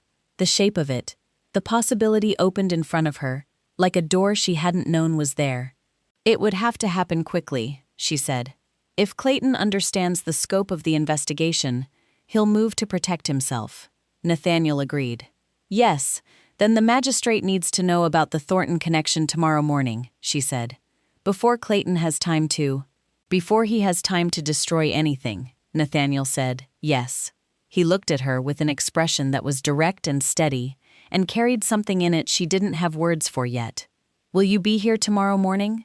She thought about going back to the Thornton house tonight, about Margot's voice. Keep yourself presentable. Don't make yourself tiresome. And about Clayton's keys dropping onto the table in that small, final sound. About her father's voice, patient and certain. You'll never be lost. Yes, she said. I'll be here. He nodded. Then we finish it tomorrow. She picked up her pen and pulled the 4th copy of paper toward her, and began writing the addendum. The Thornton connection, the dates, the access, the names, in the same careful, even hand. Outside, the summer evening was settling in. Somewhere down the drive, she heard Reuben closing up the outbuildings for the night. The sound of a gate latched, the ordinary sounds of an estate at the end of a day. She kept writing. The magistrate arrived at 9 o'clock sharp. His name was Robert Hale, a compact, gray-haired man with the particular bearing of someone who had been delivering judgments for long enough that he'd stopped being surprised by what people did to each other. He arrived with a clerk, a man who clutched a leather writing case and remained resolutely silent. He then took his seat at the Ashford parlor table and, for 11 minutes, meticulously reviewed Eliza's complete accounting, not uttering a single word. Eliza kept count. When he finally finished, he placed the document down, its edges precisely aligned with the tables, and met Nathaniel's gaze. This is thorough work, he stated. Who prepared it? I did, Eliza replied. He looked at her, and she received the same swift appraisal she'd encountered from every man in every room that week, a rapid calculation of her worth and the weight to assign her. She held his gaze, unyielding and unapologetic, and waited. You cross-referenced every discrepancy against the source invoice. he observed. Yes, sir. Everyone is documented. The Hartwell and Sons entries. You've confirmed the company doesn't exist. I've confirmed there are no delivery records, no correspondence, no invoices, and no independent evidence of the company's existence in the estate files, she explained. That is what I can confirm from the records available to me. A broader inquiry might find more. He studied her for another moment, then returned his attention to the document. Mr. Ashford, he said, you're seeking restitution and criminal charges. I am, Nathaniel confirmed. The fraudulent recommendations complicate the matter, usefully. Hale said 2 confirmed forgeries establish a pattern of deliberate deception that predates the accounting fraud, which strengthens the case considerably. He picked up the recommendation letters that had been on the table the day before. These will need to go into the formal record. They're yours, Nathaniel said. Hale nodded. He turned back to Eliza. You mentioned in the addendum that the subject also manages accounts for a second estate, the Thornton estate. He's been the steward of records since October 1813, she stated. I have reason to believe the same methods may have been applied there. What reason? The method he used here was refined over time, she explained. It began with small, inflated invoices in 1812 and grew in complexity and amount by 1814. A man who has refined a method to that degree does not leave it idle when he has access to a second set of books. She kept her voice steady. I haven't seen the Thornton ledgers. I can't make a confirmed finding, but the pattern and the access are both there. Hale looked at Nathaniel. The Thornton estate, who manages it currently, above the steward level? Mrs. Margot Thornton, Nathaniel replied.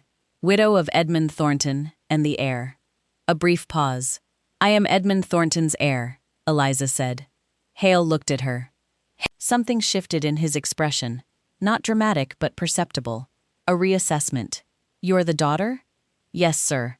And you've had no access to the estate accounts since your father's death? None, she confirmed. Mrs. Thornton controls the accounts. He was quiet for a moment. Then he picked up his pen and addressed his clerk. Note that the inquiry extends to the Thornton estate accounts from October 1813 to present.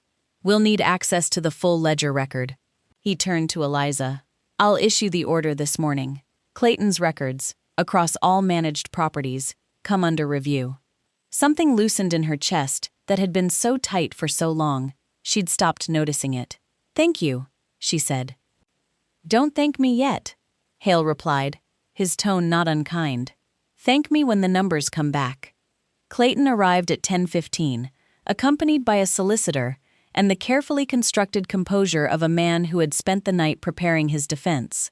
He sat down opposite Magistrate Hale and avoided looking at Eliza, a clear indication of his chosen strategy. Deny her standing, challenge the methodology, and negotiate from the numbers without acknowledging the person who had built the case. It was a reasonable strategy, she mused, but one that was, she suspected, destined to fail. Hale placed the accounting on the table. Mr. Clayton, this document represents a finding of $3,214 in irregular payments across your management of the Ashford estate from 1812 to 1815. I've read it in full. I'd like you to respond. Clayton's solicitor, a slender man named Garrett, who possessed the practiced ease of someone accustomed to legal wrangling, leaned forward. My client maintains that several entries in this accounting reflect legitimate estate expenses that have been mischaracterized due to incomplete context. The methodology employed is cross-referencing, Eliza interjected. Garrett looked at her. I beg your pardon. Every discrepancy in that document is referenced against its source invoice, she clarified. That's not methodology. That's arithmetic. If Mr. Clayton believes a specific entry is incorrectly characterized, he's welcome to identify it and present the documentation that supports the legitimate explanation. Garrett opened his mouth to speak. With respect, Hale said, his gaze still fixed on the document. That's a reasonable standard. Mr. Clayton, which entries do you dispute? A pause. Clayton's composure held, but his eyes darted to the accounting, to the columns of figures, the cross-references, the totals. She watched him grasp the magnitude of what he was seeing. He'd glimpsed her notebook in the study 2 days prior and had known she was constructing something. Now, he saw the finished edifice, complete and unassailable. "The Hartwell & Sons payments," Clayton said. 14 entries, totaling $846. "Your position?" Hale inquired. "Legitimate purchases from a supplier who did not operate through standard invoice channels," Clayton replied. "The goods were delivered. The absence of paperwork reflects the supplier's business practices, not fraud." "Can you produce the supplier?" Hale asked. Another pause. "He has since ceased operation," Clayton said. "Convenient," Hale remarked, not with heat, but as a flat observation, the tone of a man simply noting a fact. The double billing entries. October 1814, Linen Brothers invoice $31, followed by a Hartwell & Sons payment of $40. Same project. 6 additional confirmed instances. Your explanation. "Recording error," Clayton stated. "An error in the same direction, in the same amount, in complex multi-RO accounting entries, across 6 separate instances over 14 months?" Hale questioned. Garrett attempted to interject. "My client is prepared to acknowledge certain accounting irregularities that may have resulted from the recommendation letters." Hale remained silent. "Mr. George Aldrich of Westchester states he provided no letter of recommendation for your client and that his signature on the letter in evidence is not his." He set the letter down. "Mr. James, apprentice of Albany, states he has never met your client and the signature attributed to him is a forgery." He looked directly at Clayton. "Those are not accounting irregularities. Those are crimes committed before your client set foot on this estate. That establishes a pattern that substantially undermines any argument of accident or error in the accounting." The ensuing silence was the kind that descends when a structure collapses, and everyone still awaits the final piece to fall. Garrett leaned towards his client and spoke quietly. Clayton's face was tightly controlled, an effortful control, and then he said something back, and Garrett straightened. "My client," Garrett announced, "is prepared to discuss terms of restitution." Nathaniel, who had been sitting at the end of the table in a stillness that had not wavered for 40 minutes, spoke. "Full restitution, every dollar confirmed in that accounting." "My client can offer full restitution," Garrett stated, "or I pursue the maximum available charge on every count, including the forged recommendations, and I do it publicly," Nathaniel declared. He paused. "This county has a newspaper, Mr. Garrett. I have not contacted them yet." Another silence, shorter this time. "Full restitution," Garrett conceded. "Paid in installments over 1 year," Nathaniel countered. Garrett looked at his client. Clayton's jaw was tight. "1 year," he said. Hale made a note. "The Thornton estate accounts will be reviewed under separate order. Any irregularities found there will be addressed as a distinct matter." He looked at Clayton.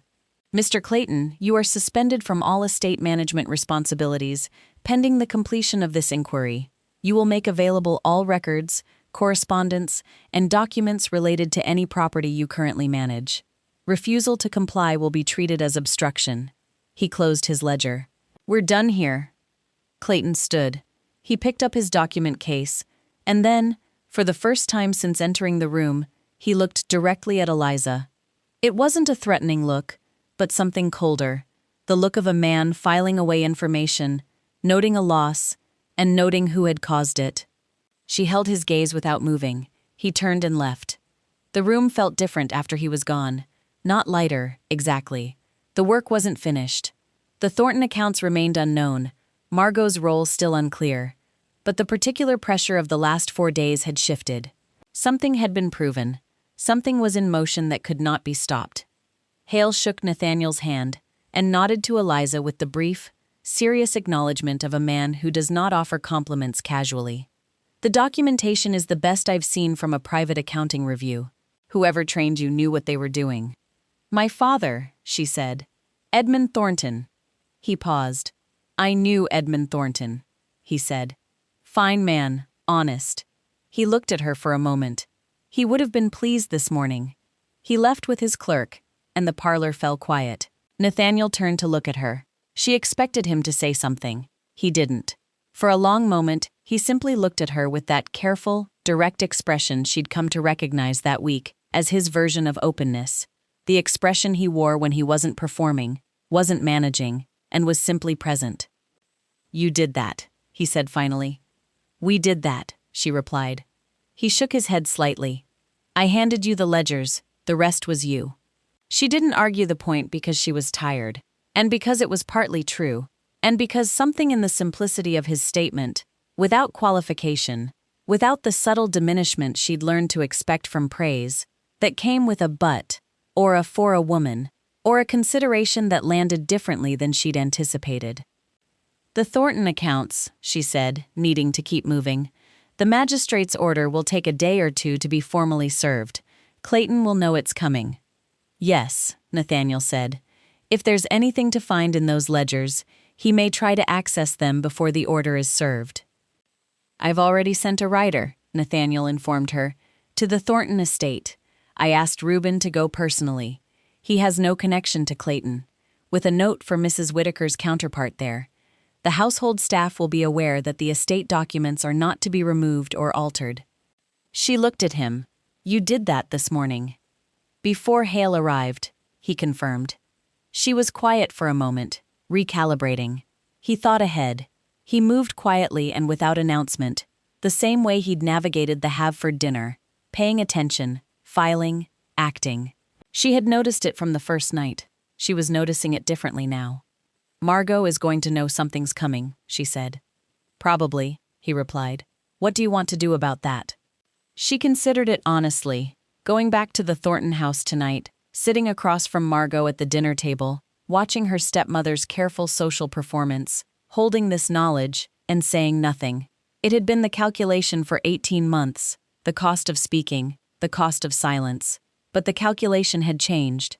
What she held now was not just knowledge. It was documentation, legal weight, a magistrate's order already in motion. "I need to go home," she said. "I need to be there when the order arrives." "I'll ride with you," Nathaniel said immediately. She started to protest that it wasn't necessary. He looked at her with an expression that forestalled the objection, not commanding, not dismissing her capability, but the quiet, certain expression of a man who has made a decision based on his own values and isn't asking for negotiation. "All right," she said. The Thornton house was unnervingly quiet when they arrived in the late afternoon. Too quiet, the kind of stillness that signals an occupant knows something is coming and has chosen to meet it with resolve rather than flight. Margot was in the front parlor, dressed as if she'd been expecting company, implying she'd had sufficient warning to prepare herself, which in turn meant someone had forewarned her. She regarded Eliza, then Nathaniel Ashford, her expression shifting through surprise, calculation, and finally, a smooth, practiced mask of gracious welcome, a performance Eliza had witnessed countless times and never admired. "Mr. Ashford," she said, rising.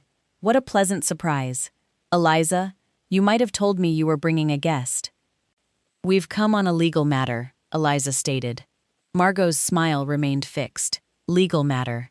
How positively dramatic. She turned her gaze to Nathaniel, employing that particular look she reserved for men of substance, warm, intimate, and delicately vulnerable. "I do hope there's nothing amiss." Eliza tends toward the theatrical. "Theatrical, Mrs. Thornton," Nathaniel said pleasantly, "would be $3,000 missing from my estate accounts." He sat without invitation. "Please be seated. This will take but a few minutes." The warmth in Margot's expression didn't falter, but something behind it recalibrated. She sat. Eliza placed her notebook on the table. "Mr. Clayton has been suspended from all estate management responsibilities," Eliza announced. "A magistrate's order is being prepared that will bring the Thornton accounts under legal review. We're here to inform you of that before the formal notification arrives." Margot's eyes flickered to the notebook. "I don't understand what Aaron Clayton has to do with 3 years of fraud on the Ashford estate." "Documented and confirmed," Eliza said. "He begins restitution within the year." She paused. "He has managed the Thornton accounts for the same period, using the same access and the same methods." Margot's composure held. Eliza had always presumed Margot was a woman who had meticulously constructed her entire social standing on the bedrock of unwavering composure, and she was exceptionally adept at it. "That is a very serious allegation." "It is," Eliza agreed, which is precisely why the magistrate will review the ledgers rather than taking my word for it. The ledgers are private estate documents. I manage this estate, and I have no obligation to you. You have every obligation when a court order is served, which it will be within 2 days at most," Nathaniel interjected. Margot looked at him. The warmth had completely vanished. "Mr. Ashford, I have managed this estate competently and honestly since Edmund's death. Whatever Aaron Clayton has or hasn't done on your property has no bearing on—" "Were you aware of the Hartwell and Sons payments?" Eliza asked. Margot offered a fractional pause, a breath barely perceptible. "I don't know what that refers to." "It's a line item in the Ashford ledgers," Eliza explained. "Payments to a fictitious supplier, 14 entries totaling $846. If the same method was used here, there will be a similar line item in the Thornton accounts. I have no reason to think." "Margot," Eliza said, dropping the titles, dispensing with the social architecture, simply using the name. "The magistrate is going to look at those ledgers. If you knew what was in them, you need a solicitor before that order arrives. If you didn't know, then you've been defrauded the same as Mr. Ashford was, and the sooner the accounts are reviewed, the sooner we know what's been taken." The parlor fell into a profound quiet. Margot remained motionless for a long moment. Eliza watched her, attempting to read her with honest eyes, not through the lens of 18 months of accumulated hostility, but with the same clear, factual attention she had applied to the ledgers. What did the evidence truly reveal? What was the more probable truth? The flicker of recognition at the mention of "and sons" could have been guilt. It could also have been fear. The fear of someone who had placed trust in a man she shouldn't have, and was only now beginning to comprehend the cost of that misplaced faith. "The accounts are in the estate office," Margot finally said. Her voice had changed, not breaking, but the performative veneer had dissolved, revealing something more raw beneath. "Off the east corridor. Clayton has the key, but there's a copy in Edmund's desk." Eliza met her gaze steadily. "Thank you. I want to know what's in them," Margot continued, with an abrupt, unguarded directness that signaled she had stopped calculating and started being afraid. "How bad is it going to be?" "I don't know yet," Eliza replied honestly. "I need to look." The estate office was frigid, a stark contrast to the summer heat outside.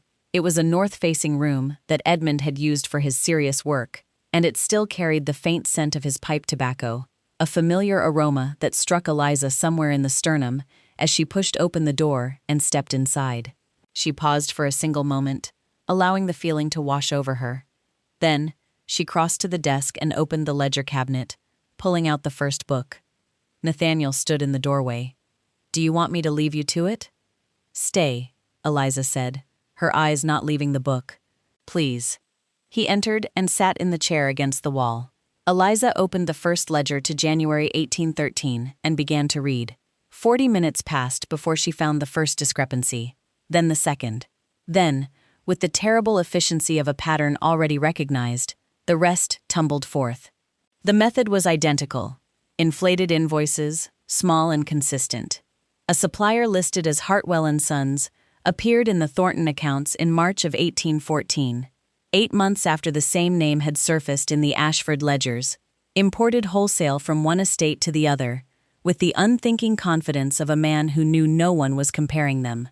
By the end of the first ledger, she had confirmed discrepancies totaling $312.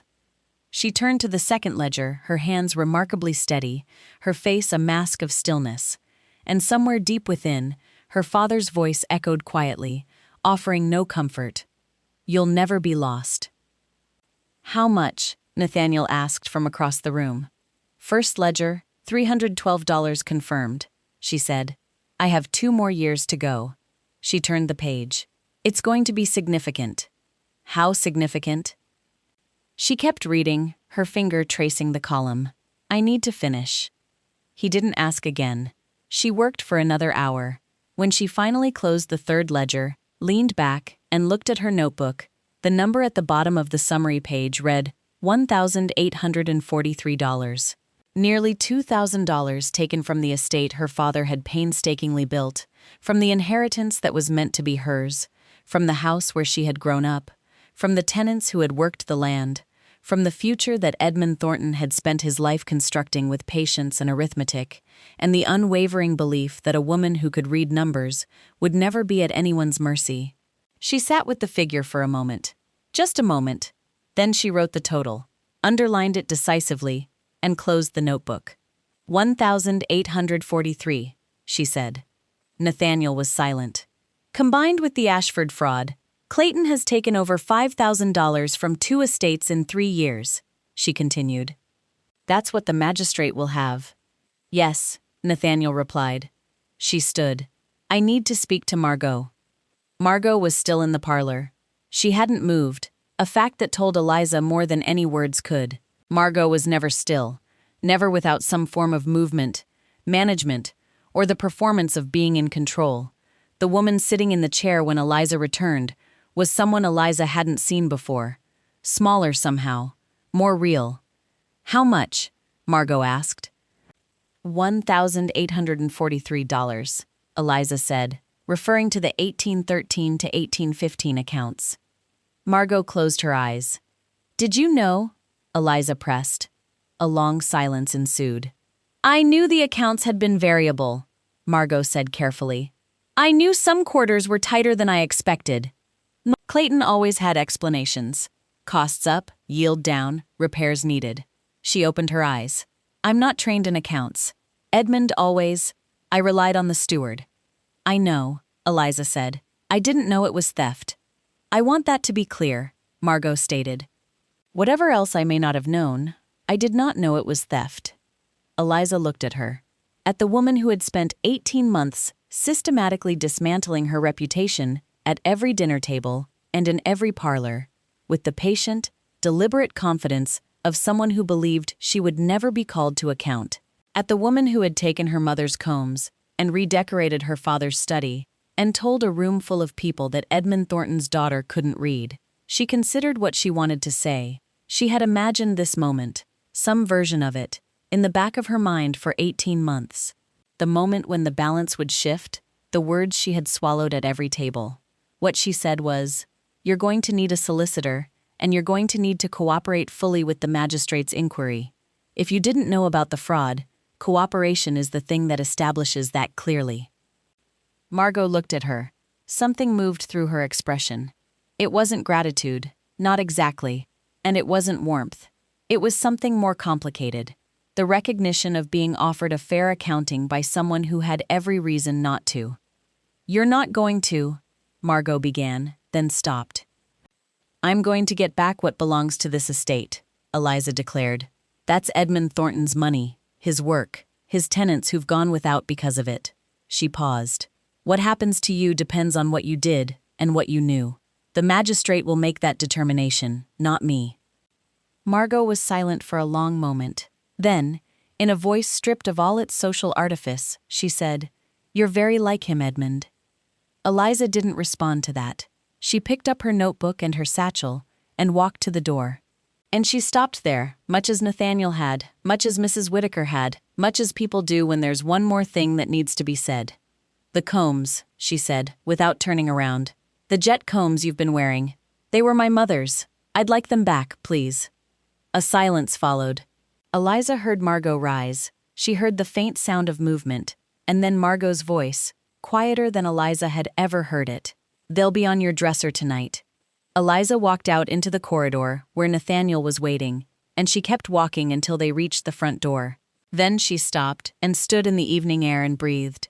He stood beside her, not close, not imposing, just present in that steady, particular way that had become familiar over this strange and consequential week. "You all right?" he asked.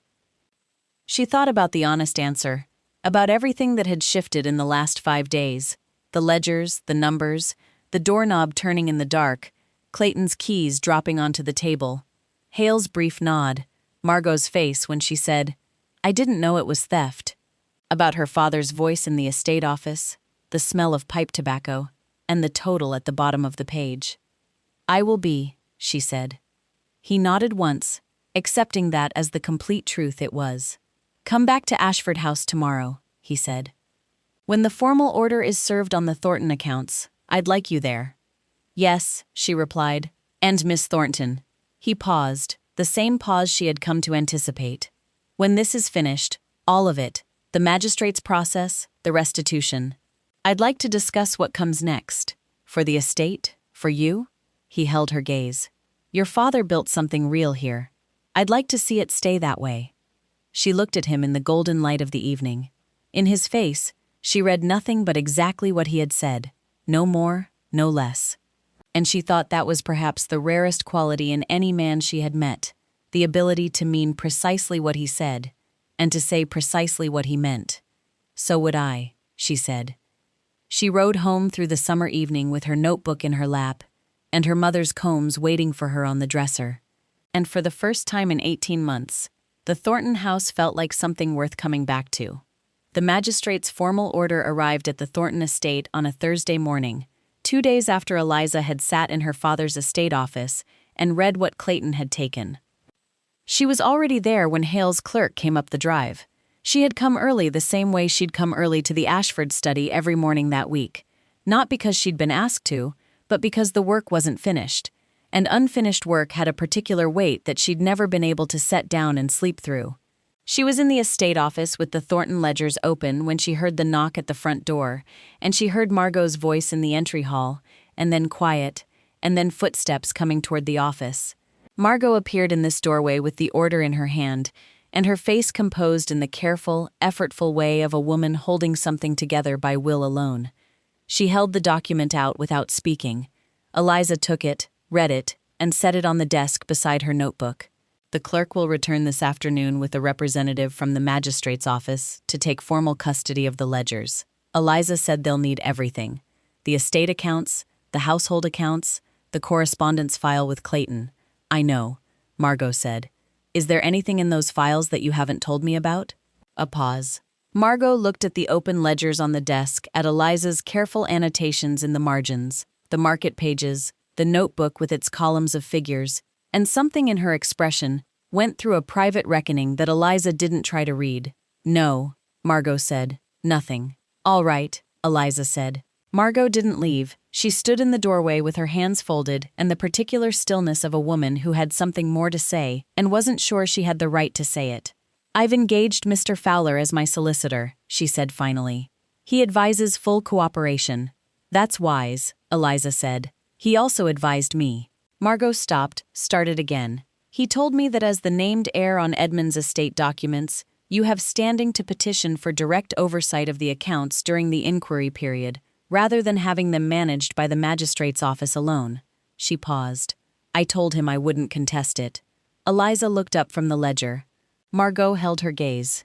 It was not a warm look. It was not the look of a woman who had undergone a transformation and emerged soft and remorseful. It was the look of a woman who had made a calculation and arrived at a conclusion she was going to honor even though it cost her something. Thank you, Eliza said. Don't, Margot said shortly. It's the right thing, that's all. She turned and went back down the corridor, and Eliza sat for a moment in the quiet of her father's office and felt the weight of that exchange settle. Not resolution, not yet, but something real, something that might over time become workable. She turned back to the ledger and kept working. Gig. Nathaniel arrived at noon. He came through the front door without ceremony. Margot had apparently told the household to admit him, which was its own quiet statement, and found Eliza in the office with 3 ledgers open and her second notebook nearly full. He set a paper-wrapped parcel on the corner of the desk without comment. Mrs. Whitaker sent lunch, he said. She said you forget to eat when you're working. She's not wrong, Eliza said. He sat down across from her. Where are you? Finishing the cross-reference on the 3rd ledger. I want to have the complete annotated accounting ready for the magistrate's representative this afternoon. She turned a page. I found 2 additional discrepancies this morning that I'd missed in the first pass. Brings the Thornton total to $1,096.60 more than yesterday. 63. She said the method was cleaner here than on the Ashford accounts. He'd had 3 years to practice by the time he started on these. Nathaniel was quiet for a moment. He had a 3rd estate, he said. She looked up sharply. Haley told me this morning. Nathaniel said the Mercer property 20 miles north. Small estate elderly owner died last year. His son came forward yesterday after word got out about Clayton's suspension. He'd had questions about the accounts for months, but didn't know who to bring them to. He paused. Hale is expanding the inquiry. The number in her head recalculated automatically. 3 estates, 5 years of refined method, a third set of ledgers. How bad? The son doesn't have the full accounting yet, Nathaniel said, but his initial estimate is somewhere between $800 and $1,200. She sat back. Clayton has taken somewhere between $6,000 and $7,000 from 3 Hudson Valley estates over 5 years, she said, from men who trusted him, and from their families after them. Yes, Nathaniel said. The forged recommendations were how he moved between properties, she said, thinking aloud. Each estate gave him access to the next. 3 years, at one move on, before the pattern becomes visible. Leave with a fabricated letter and start fresh. Except he didn't leave the Ashford estate. Nathaniel said he stayed because my uncle's illness gave him unsupervised access, and he didn't want to give that up. Nathaniel said he got comfortable. That was his mistake. Comfort is always the mistake. Eliza said careful men stop being careful when no one's watching long enough. She turned back to the ledger. Then she stopped and looked at him. The Mercer family. Do they have anyone who can read the accounts? Someone who can do what I've done here. The son is not trained in it. Nathaniel said he knows something's wrong, but he can't document it. She was quiet for a moment. I'll go when this is finished, she said. If the magistrate needs an independent accounting for the Mercer estate, I'll do it. Nathaniel looked at her steadily. That's 3 estate accounting reviews in a month. I know that's work, he said. Real, sustained work, the kind that should be compensated. She looked at him. She had not thought about it in those terms. She had thought about it as necessary as what the situation required, as the thing her particular capabilities were suited to address. She had not thought about it as a profession. I'm not sure a woman in Hudson Valley in 1815 is paid for accounting work, she said. She is, if I'm the one engaging her, Nathaniel said. And if the engagement is documented, and the compensation is set out in writing before the work begins. He held her gaze. Your father trained you for 16 years. That training has a value. What you've done on these 2 estates has a value. The Mercer family needs that value, and they should pay for it. She felt something shift quietly, not dramatically, but unmistakably. The same shift that had happened at the Havford dinner table when she'd pressed her fingernails into her palm and made a promise. Except this one was different in direction. That one had been about not being diminished. This one was about being actually practically materially seen. All right, she said. He nodded once. Finish the Thornton work first, he said. The Mercer accounting can wait until next week. She looked at him. You've already spoken to the son. Yesterday evening, he said. I told him I knew someone who could help. He paused. I hope that was all right. She thought about saying something about the presumption of it, about speaking on her behalf without asking first. She decided it wasn't presumption. It was the act of a man who had watched her work for a week and understood what she could do and had acted accordingly, which was a different thing entirely. It was all right, she said, and turned back to the ledger. The magistrate's representative arrived at 3 o'clock and took custody of the ledgers and Clayton's correspondence file, with the formal, careful efficiency of legal process. He noted Eliza's annotated accounting in the record, accepted the 3 clean copies she'd prepared, and told her that Magistrate Hale had requested her presence at the formal hearing the following Tuesday. After he left the house, was very quiet. Eliza sat in her father's office with the now empty desk in front of her and the notebook in her lap, and felt the particular stillness of completed work. Not emptiness. It wasn't emptiness. It was the clean, specific quiet of a thing done well and done fully, with nothing left undone and no corners cut. She opened the notebook to the first page, her own handwriting, 4 days of it column after column. She turned to the summary pages, both estates, every dollar, every name. She thought about her father sitting across from her at the counting house desk, patient and certain, saying, "These are the bones of a household." She thought about what he'd built, and what it had cost him, and what it had meant that he'd put that knowledge in her hands, instead of safeguarding it somewhere she couldn't reach it. He'd known, she thought. He'd known. The world would not hand her anything. And he'd known the world could not take away what she could read, and what she could find, and what she could prove. "You'll never be lost," he'd said. She closed the notebook. She wasn't lost. She knew exactly where she was. The Tuesday hearing was the largest room Eliza had been in that wasn't a social occasion. Hale ran it with the same compact efficiency she'd seen in the Ashford parlor methodical unhurried fare. Clayton was present with Garrett. The Mercer son, a nervous young man named William, sat to Eliza's left and looked at the proceedings with the expression of someone trying to understand a language he'd been told he needed. She had gone to the Mercer estate on Saturday and spent 2 days on their accounts. What she'd found was consistent with the pattern, somewhat less sophisticated. Clayton had been more careful on the Ashford and Thornton estates, probably because they were larger, and he expected more scrutiny. The Mercer total was $942, which she'd documented and delivered to Hale on Monday morning. Combined total across 3 estates, $6,851,000, 5 years of systematic fraud. When Hale read the combined figure into the formal record, the room was very quiet. Clayton's expression did not change. He had the face Eliza thought of a man who had accepted a position and was now focused entirely on minimizing its consequences. Garrett was good, she would grant him that. And the negotiation that followed was careful and protracted, and ultimately arrived at a full restitution agreement across all 3 estates, payments structured over 18 months, with Clayton's property and assets pledged against default. It was not a perfect resolution.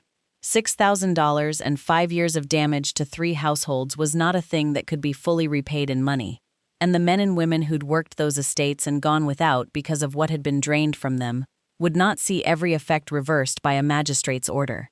Eliza knew that she had sat with it the night before and let herself feel the limits of what documentation and arithmetic could actually do. But it was something. It was the most that the available tools allowed, and she had used those tools as well as they could be used, and that had to be enough.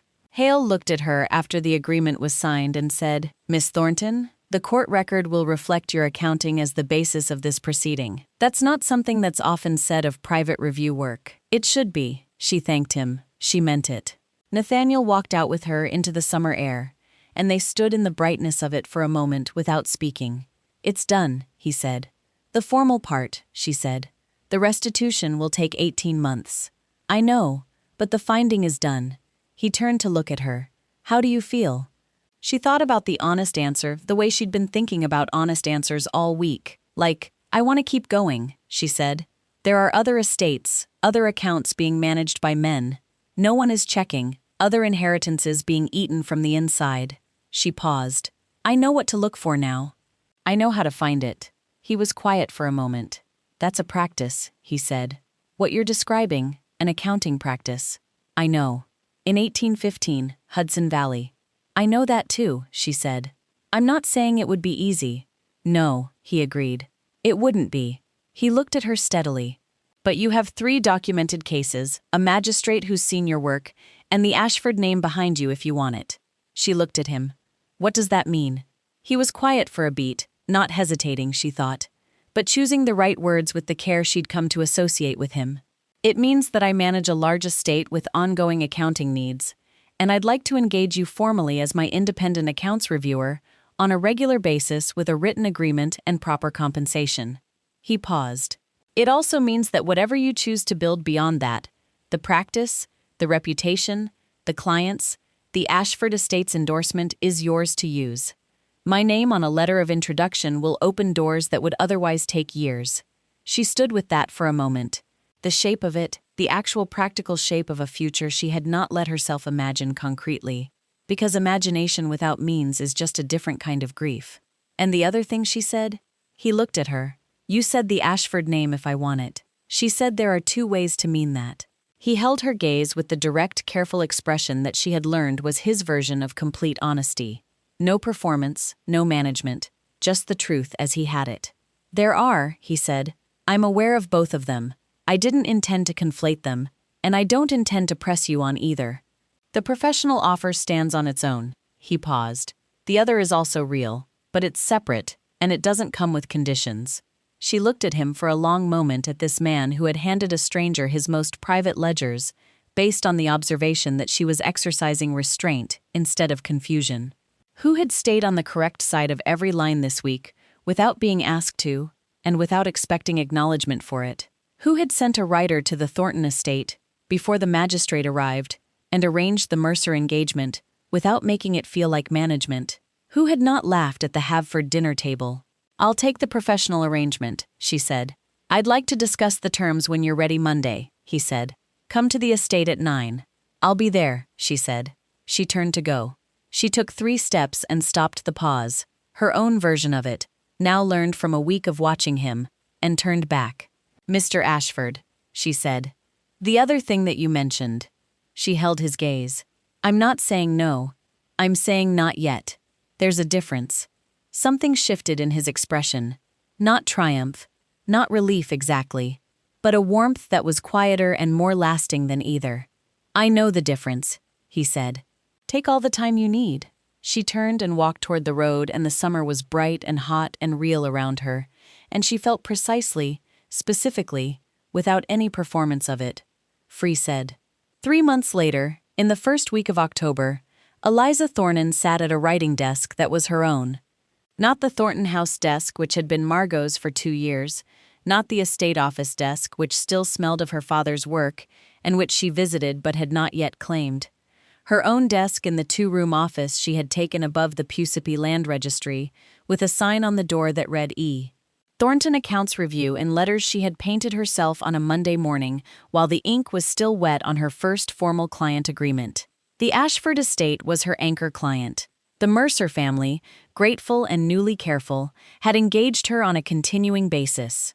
A 4th client had come to her through William Mercer's recommendation, a widow in Kingston, who'd had doubts about her late husband's former business partner for years and had never had anyone who could read the books the way they needed to be read.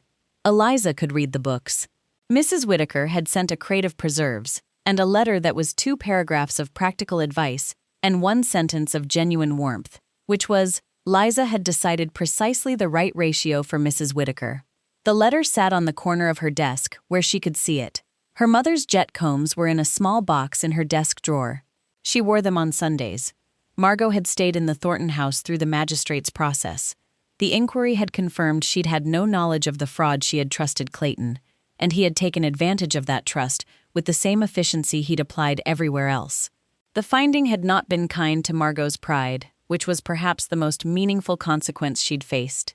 She had written Eliza a letter in September, brief, formal, without sentimentality, acknowledging that the estate accounts were being reviewed quarterly by a professional accountant at her own instruction, and that she intended to keep it that way. It was the closest thing to an apology Margot was capable of producing. Eliza had read it twice and put it in her files and decided it was enough. The hearing for Clayton's first restitution payment was in November. Hale had sent word that the proceeding was on schedule. Eliza was on the formal record as the accounting expert and had been asked to be present, which she would be. The knock at the office door came at 9, which was when she told Nathaniel to come by to review the Ashford quarterly accounts. "Come in," she said. He came in with his hat in his hand and a leather case under his arm, and he looked at her desk at the organized ledgers, the clean notebook, the sign on the door that he'd seen for the first time last week, and looked at for a moment in a way she hadn't tried to interpret, and he pulled out the opposite chair and sat down. "The quarterly numbers are ready," he said. "Good," she said. "Set them here." He opened the case and laid the ledger on the desk between them, and she opened it and picked up her pencil, and they worked through the morning accounts together the way they had been doing for 3 months. Him with his questions and his specific careful intelligence, her with her pencil and her eye for the bones of a thing, and between them a working understanding that had grown with each meeting into something neither of them had tried to define because it didn't require definition to be real. At 11 o'clock, she set her pencil down and looked at the quarterly summary. "Clean," she said.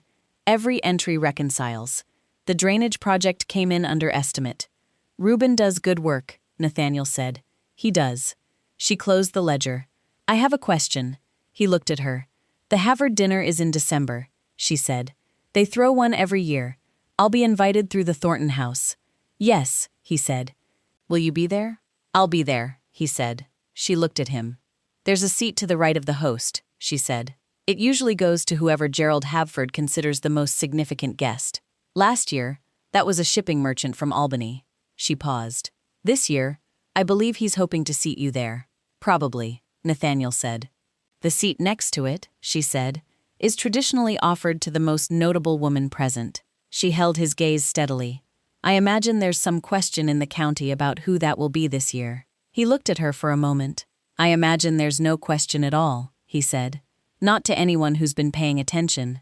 She thought about the Havford dining table a year ago, the candlelight, the crystal Margot's voice cutting across the room. The girl can barely read a dinner invitation. The pain she'd pressed down into her palm, the promise she'd made in the silence that followed. She thought about what she'd done since then. The ledgers, the numbers, the notebook that had sat in her lap through a locked door and a turning handle, and a late-night tally that added up to 5 years of theft laid bare by a woman with a pencil, and 16 years of her father's teaching. She thought about the desk she sat at now, with her own name on the door. Then I'll see you in December, she said. He stood and picked up his hat. He paused at the door. One more pause, one more last thing, and looked back at her with the expression she had come to know better than almost any other direct warm, certain of what it was, without needing to announce it. Miss Thornton, he said, for what it's worth, I still think the same thing. I thought that first night in the Habford library. What's that? She said. That you were deciding something, he said, and that whatever you decided was going to matter. He left. Eliza sat at her desk in the October morning with her pencil in her hand and her name on the door and her mother's combs in the drawer and 4 clients who needed someone who could read the bones of a thing and find what was hidden in them.